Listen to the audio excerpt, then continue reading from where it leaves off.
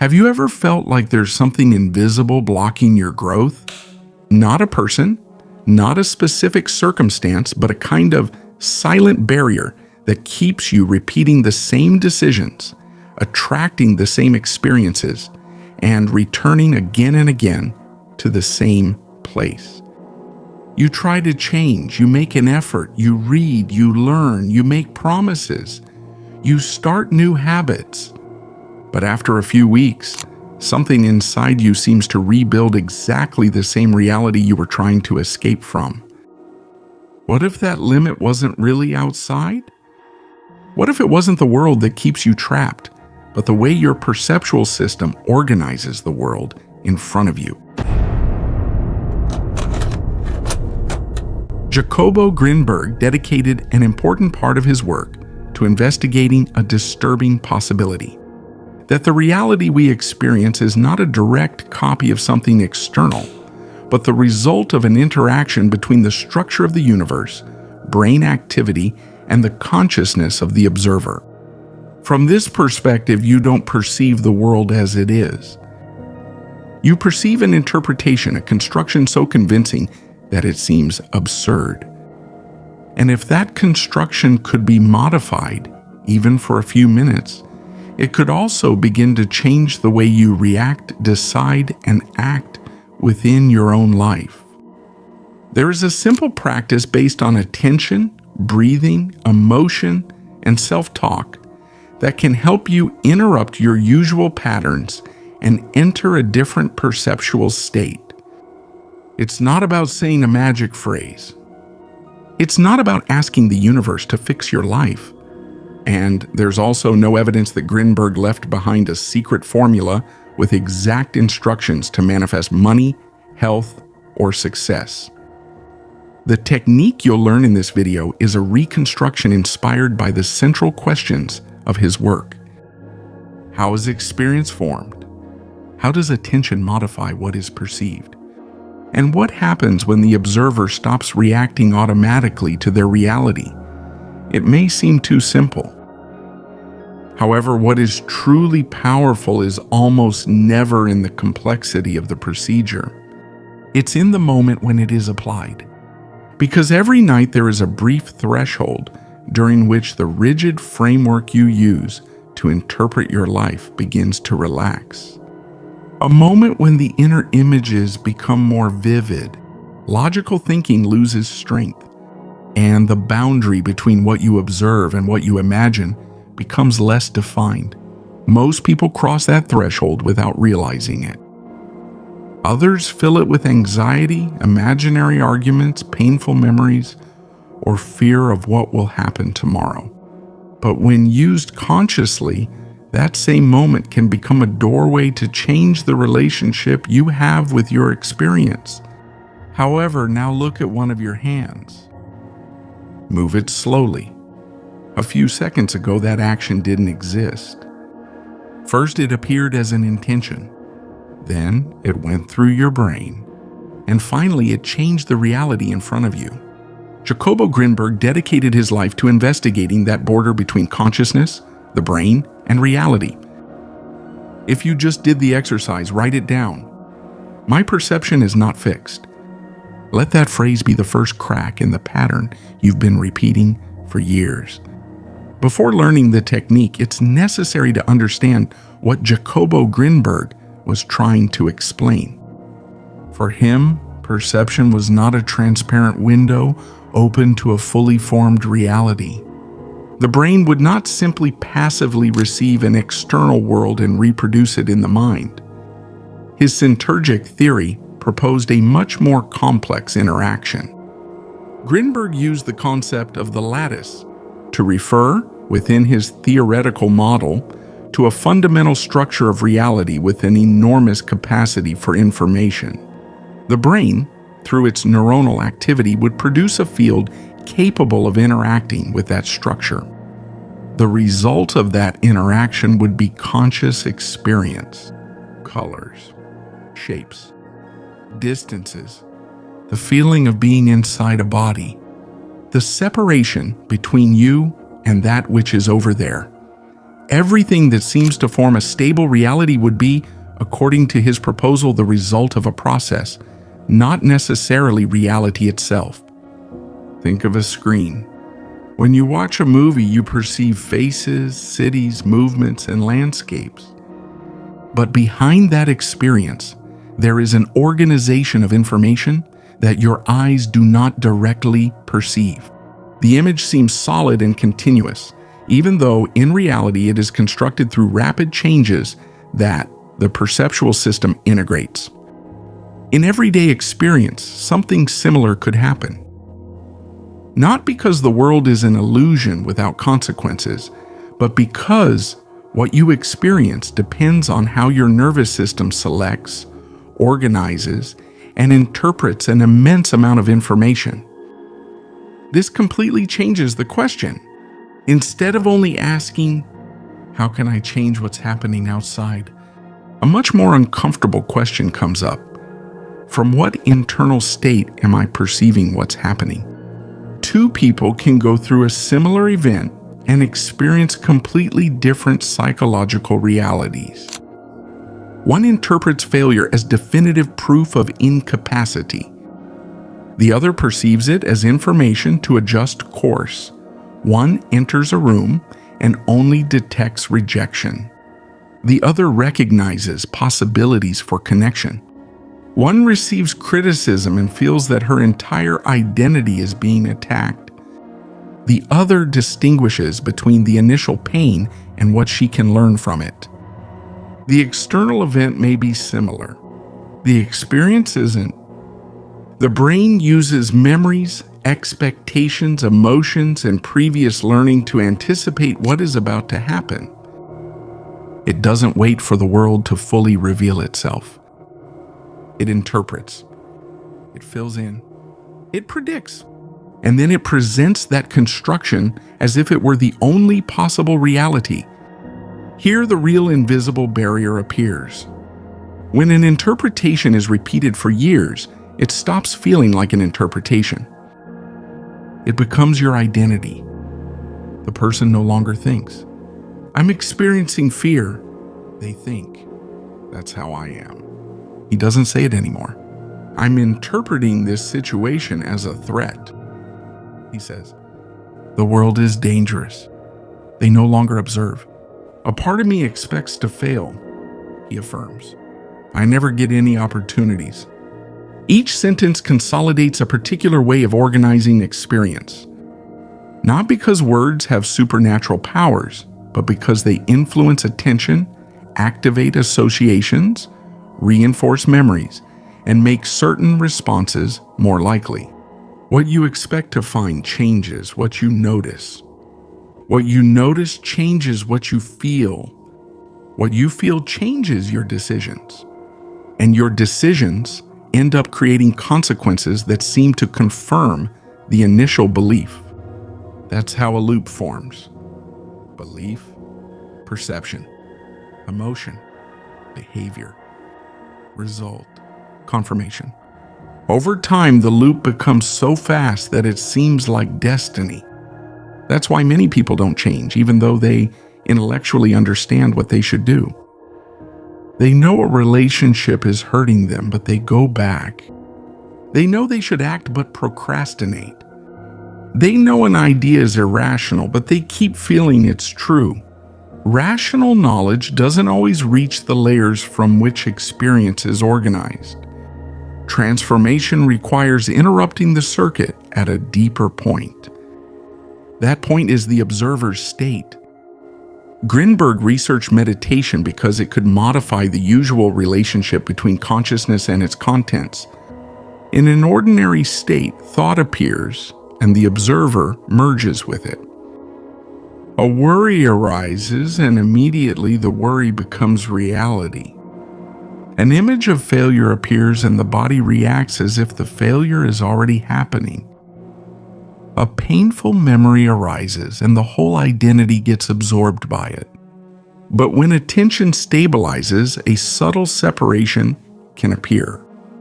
The thought is still there, but it no longer dominates completely. The emotion is still present, but it starts to be observed. perception stops being automatic. That small space is essential. Because as long as you can't observe a pattern, you'll be doomed to react out of that pattern. The technique in this video starts precisely there. Not trying to force yourself to feel abundance. Not denying your problems. Not repeating affirmations while a part of you is screaming that they're false. Start by creating a pause. A moment when you can recognize that the reality you experience is being filtered by an internal state. We call it a forbidden technique, but not because there is an official document that has censored it. The ban on it is subtler. We live in a culture that trains our attention to stay focused outward. Notifications, headlines, comparisons, advertising, conflicts, opinions, screens. Each stimulus competes to organize your perception before you can consciously observe it. It's not necessary to lock an idea away when you can make it invisible through distraction. It's not necessary to forbid silence if you can make people feel anxious every time they're alone with themselves. It's not necessary to hide the ability to observe if no one learns how to use it. In that sense, the practice was forgotten before it was forbidden. The ability to voluntarily enter silence, observe internal activity, and reorganize attention does not threaten the laws of reality. But it can threaten the habits that depend on your unconscious reaction. A person who is unable to observe their fear can be driven by it. A person who is unable to recognize their sense of inadequacy will constantly look for something to complete them. They will buy things to feel valuable. They'll get into relationships so they don't feel alone. They'll stay silent to avoid rejection. They will work themselves to exhaustion to prove they deserve to exist.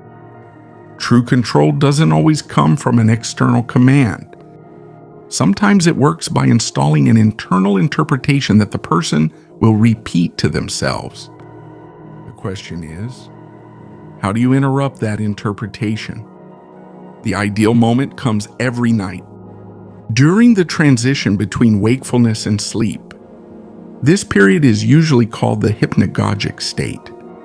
As the body relaxes, mental activity begins to change. Linear thinking loses stability. Spontaneous images appear. The boundaries of attention become more flexible. You may feel that an idea transforms into a scene or that a memory takes on a strange intensity. It's not a supernatural portal. It's a normal state that you go through every day. But it has an important characteristic. The critical vigilance you maintain during the day starts to diminish. This doesn't mean that every thought is automatically recorded as an inevitable command. It also doesn't mean that a phrase repeated before sleeping will alter the universe overnight. It means that as external noise and voluntary attention decrease, it may be easier to direct your focus toward a new emotional pattern. Most people use that moment against themselves. The body is in bed, but the mind is still struggling. It goes over mistakes. It anticipates problems. It reconstructs conversations. It imagines catastrophes. It compares itself to lives it has seen on a screen. The person thinks he's thinking about his problems. In reality, he's rehearsing the state from which he'll perceive them again when he wakes up. When an emotional pattern is repeated, the brain learns to return to it more easily. Not because external reality magically obeys, but because attention starts to look for information consistent with that state. If you fall asleep every night feeling defeated, it's likely that when you wake up, you'll first notice the evidence that you're still defeated. If you fall asleep anticipating rejection, you'll notice any ambiguous gesture as confirmation. If you fall asleep repeating that nothing will change, your mind will dismiss possibilities before even considering them. The technique aims to use that same mechanism in the opposite direction. Not to create a fantasy, to try out a different perceptual configuration. It consists of 4 elements: breathing, observation, word, emotion. The first element is breathing. When you are lying down and you notice that sleep is beginning to set in, don't try to violently control your mind. Don't force yourself to reach a special state either. Breathe slowly through your nose. Let the air go down without forcing it. Take a brief pause, then exhale more slowly. You don't need to count obsessively, but you can inhale for 4 seconds, hold for 2, and exhale for 6. The slightly longer exhalation helps communicate to your body that it doesn't need to stay on alert. Repeat the cycle several times. While you do this, don't imagine the perfect life just yet. First, observe. That's the second element. Ask yourself in silence, what state am I repeating right now? Don't ask what you desire. Ask what you're holding on to. Maybe anxiety will appear. Scarcity. Guilt. Anger. Urgency. Fear. Need for approval. Don't reject it. Don't call it negative. Don't try to push it away. Observe it as a temporary configuration that's passing through your body and organizing your perception. You can say internally, this is being perceived. The phrase seems simple, but it creates a fundamental separation. You don't say, I am fear. You recognize fear is being perceived. You don't say, my life is a failure. You notice an interpretation of failure arising. It's not about playing with words. It's about stepping out of total identification with your mental content for a few seconds. This is where the shift begins. Thought stops occupying all the space. The observer appears. And when the observer appears, the configuration stops being absolute. The third element is the word. Now you are going to introduce a brief, believable phrase that aligns with the state you want to cultivate. Avoid statements that produce an immediate contradiction.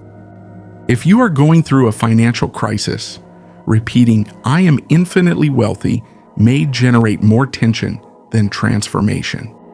A part of you will reject the phrase and use each repetition to remind you of the opposite. The phrase should point you in a direction, not force you to fake an outcome. You can use, I can perceive new possibilities. My internal state is not fixed. I observe before reacting. I can respond from a place of clarity. I am not just this experience.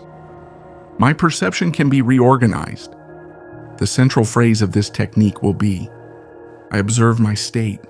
I release the reaction and choose a new way to perceive. Repeat it slowly, not like a military order, not like a spell. Repeat it silently in sync with your breathing. When you inhale, I observe my state. During the pause, I release the reaction. When exhaling, I choose a new way of perceiving. Repeat it 6 times. Not because the number 6 has any hidden power, but because a limited number of repetitions prevents the practice from becoming an empty routine. Each repetition must be conscious. If you get distracted, come back. If resistance appears, observe it. If an inner voice says that none of this will work, don't fight against it. Include it in your observation. This too is being perceived. The fourth element is emotion. Many practices make a mistake here. They try to force the person to feel an intense joy that doesn't exist. But a fake emotion doesn't deeply reorganize the experience. It only creates a layer of pretense over the conflict. You don't need to feel euphoria. Look for a more accessible emotion. Relief, space, calm, dignity, possibility. Imagine that for a few seconds, you don't have to solve your whole life. You just need to stop reacting in exactly the same way. Feel what it would be like to walk into a familiar situation tomorrow without bringing the same old response. Visualize a specific scene, not a mansion, not a huge amount in an account, not a perfect life. Choose a real moment. Maybe tomorrow you'll get a message that would normally make you anxious. Imagine yourself breathing before you respond. Maybe you have to make a decision you've been putting off. Visualize yourself observing fear without automatically obeying it. Maybe you'll have a difficult conversation. See yourself listening without turning every word into a threat. The scene should represent a new quality of perception. Here lies the difference between fantasy and training. Fantasy tries to escape from the present. Training rehearses a response that you can bring into the present. Hold the scene for a few seconds. Feel your body from that new position. How would a person who doesn't need to constantly defend themselves breathe? How would their shoulders feel? How would their face change? What minor choice would they make? Don't try to fill in all the details. Let the feeling be enough. Then repeat one last time. I observe my state. I release the reaction and choose a new way to perceive. And allow sleep to come. That's all. Breathing, observation, word, emotion. Applied at the moment when the everyday setup begins to lose its rigidity. The technique can be performed in 1 or 2 minutes. Its simplicity does not mean that it produces instant or permanent results. A single practice can change your state for one night, but deep structures have been formed through years of repetition. To pretend to eliminate them in 60 seconds would be to turn a serious question about consciousness into an empty promise. True transformation begins when your inner experience and your daily behavior become consistent. If every night you visualize clarity, but during the day you deliberately feed chaos, the previous pattern will keep getting stronger. If you keep saying you choose a new perception, but you never question your interpretations, the phrase will lose its meaning. That's why the nighttime practice needs to continue when you wake up. During the first few minutes of the morning, avoid giving your attention to your phone right away. Before receiving other people's problems, desires, and opinions, acknowledge your own state. Take one deep breath. Notice which interpretation comes up first. Maybe the mind says, another day just like the last. You don't have to replace it with artificial enthusiasm. Just answer. That's the first interpretation, not the only possibility. Then remember the scene you rehearsed the night before. You don't need to feel completely transformed. Just maintain a direction. The second part happens during the day. Choose an everyday moment as a reminder. It could be before opening a door, before answering a call, when you sit in the car, when you wash your hands. Every time it happens, take a conscious breath and ask yourself, from what state am I perceiving this? That question interrupts the speed with which you react. You might discover that you're not responding to what's really happening. You're responding to a memory, to an expectation, to a wound, to an imaginary conversation. You can't always change the state, but recognizing it already shifts your relationship with it. The third part is coherent action. Here, the technique leaves the realm of ideas and enters real life. If you are cultivating a sense of capability, take a small action that is consistent with it. Send the message. Organize the document. Request information. Set the limit. Finish the outstanding task. If you're cultivating a sense of abundance, it's not about spending as if you were rich. It's about letting go of behaviors governed by panic. Review your finances with clarity. Cut an unnecessary expense. Learn a skill. Create something of value. Look for an opportunity that your old interpretation would have dismissed before even seeing it. Reality doesn't change just because you imagine it. It also changes because, by perceiving things differently, you start taking actions that didn't seem available before. This difference is essential. Saying that the observer participates in the experience doesn't mean he controls everything that happens. You are not responsible for every illness, loss, accident, or injustice that happens in your life. The idea that a person attracts everything that happens to them can become a cruel way of blaming them for their pain. Awareness does not eliminate material conditions. It doesn't erase the past. It doesn't guarantee results. What it can change is the way you relate to what happens and the possibilities you can recognize from that relationship. You are not the absolute creator of the universe, but you are not a completely passive spectator either. You participate. You interpret. You choose within limits. You influence and are influenced. You build an experience in constant interaction with a reality that is also beyond you. The deepest proposal is not, think correctly and you will get everything you want. It's something more demanding. Observe how you participate in the reality you're living in. Because maybe what you call destiny is in part a repeated interpretation. Maybe some doors aren't closed. Maybe your perceptual system stopped seeing them. Maybe certain possibilities were always present, but an old identity labeled them impossible and invisible. Maybe you don't need to become someone else right away. Maybe you just need to stop defending every day the version of yourself that insists it can't change. Tonight, when you drift off to sleep, remember something. You're not just entering a period of rest. You're crossing a threshold where the usual structure of your experience begins to relax. Don't automatically fill it with the same scenes.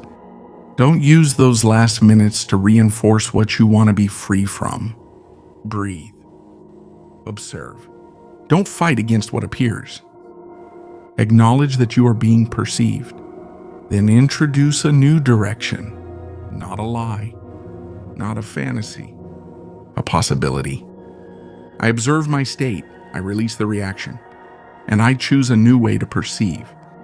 Maybe the external reality won't be different when you open your eyes. The room will still be the same. Your commitments will still be there.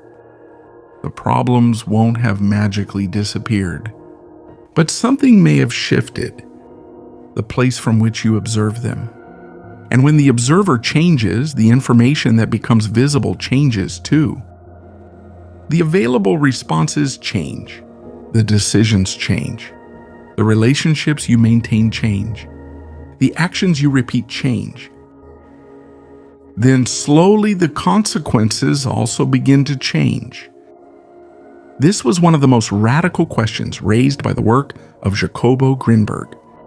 How much of what we call reality belongs to the world, and how much belongs to the process by which we perceive it? There is still no definitive answer. But you don't need to figure out the full nature of consciousness to verify something in your own experience. You can observe what happens when you stop reacting for a few seconds. You can discover what appears when an interpretation loses its absolute authority. You can experience the difference between being trapped inside a thought and observing how that thought arises. Maybe the power you were looking for doesn't consist in controlling reality. Maybe it consists in no longer being controlled by the first version of reality that your mind presents to you. Because true change doesn't begin when the world confirms that you are different. It begins when you no longer need to automatically repeat the same perception. Tonight you will have another chance. The threshold will appear. The mind will begin to let go of its limits. And for a moment before you sleep, you can choose which state you are willing to keep feeding. If you are going to practice this technique, write in the comments, I observe before I react. Not as a magical declaration, as a commitment to yourself. A reminder that between the world and your response, there is a space. And within that space, you might find the first crack in the reality you've been repeating for years. Thank you